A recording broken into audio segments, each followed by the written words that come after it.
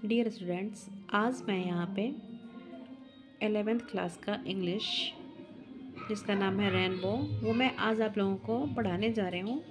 मैं एक एक लाइन ट्रांसलेट करूँगी इंग्लिश टू हिंदी में। आप सभी ध्यान दीजिएगा और हो सके तो मुझे सपोर्ट भी कीजिएगा। ये जो लेसन है, फर्स्ट लेसन का नाम है हमारे लेसन का animals in prison.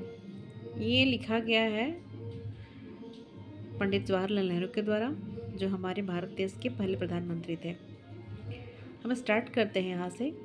For 14.5 months I lived in my little cell और room in the Dehradun gaol and I began to feel as if I was almost a part of it. ये कह रहे हैं कि मैं देहरादून की जेल की कोठरी में 4.5 माह रहा और मुझे ऐसा लगने लगा था कि मैं उसका लगभग अंश बन गया था।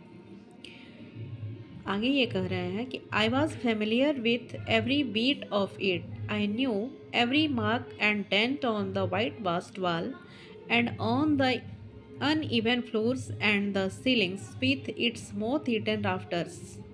ये कह रहे हैं कि मैं उसके चप्पे चप्पे से परिचित था, मैं एक एक चीज़ से वहाँ पे परिचित था। मैं जो दीवार पे जो समतल की हुई दीवार थी उस पे जो सफ़ेदी हुआ था तथा घून, हम जिसे ड्राफ्टर्स कहते हैं, एक तरह से आम बोलचाल में उसे हम घून कहते हैं। छोटे छोटे जो कीड़े होते हैं जो हमारे काठ के बने हुए चीज़ों को खा जाते हैं, तो वो उन लकड़ियों के प्रत्येक चिन्ह और गड्ढे से जो ये अपने आप को कह रहे हैं कि मैं उससे परिचित था। Okay. In the little yard outside, I greeted little tuft of grass and odd bits of stone as old friend। ये कह रहे हैं कि बाहर छोटे से आंगन में मैं घास के गुच्छों व पत्थर के टुकड़ों का मित्रों के रूप में अभिनंदन करता था।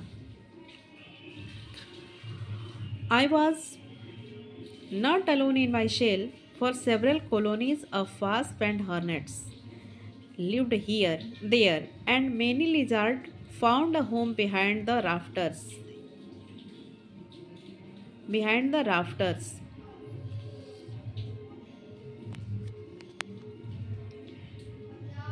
Emerging in the evening in search of prey।